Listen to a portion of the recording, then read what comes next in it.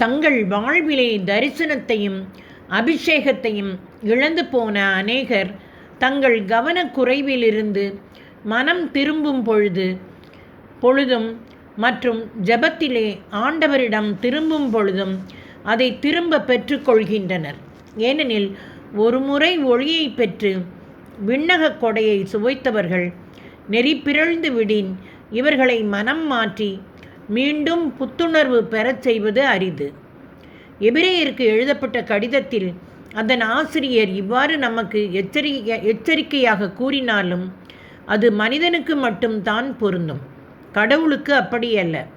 கடவுளால் எல்லாமே கூடும். ஒன்றை ஞாபகம் வைத்து கொள்ளுங்கள், தூய ஆவியால் கூடாதது என்று ஒன்றுமே இல்லை. உங்களுக்குள்ளே இருக்கிற அவர் வல்லமை உள்ளவர்.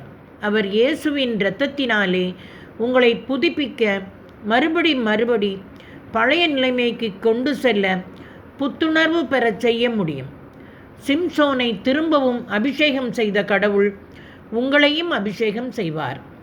சிம்சோன் ஆண்டவரை நோக்கி, என் தலைவராகிய ஆண்டவரே, இந்த முறை மட்டும் என்னை நினைவு கூரும், எனக்கு ஆற்றல் அழியும், என் கடவுளே செய்யும் என்று மன்றாடினார்.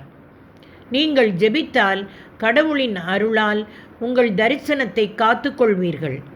நீங்கள் ஜெபித்தால் உங்களுக்கு தேவையான வளங்களை அவர் தருவார். சரியான தேவையான நபர்களை தருவார். உங்களை குறித்த தன் நோக்கம் நிறைவேறச் செய்வார்.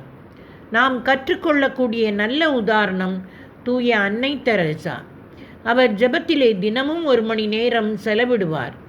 அதனால் இயேசு அவர் சார்பாக செயல்பட்டார். இன்று தூய அன்னை தெரசாவிற்கு ஆண்டவர் தந்த தரிசனம் பலுகி பெருகி இருக்கிறது.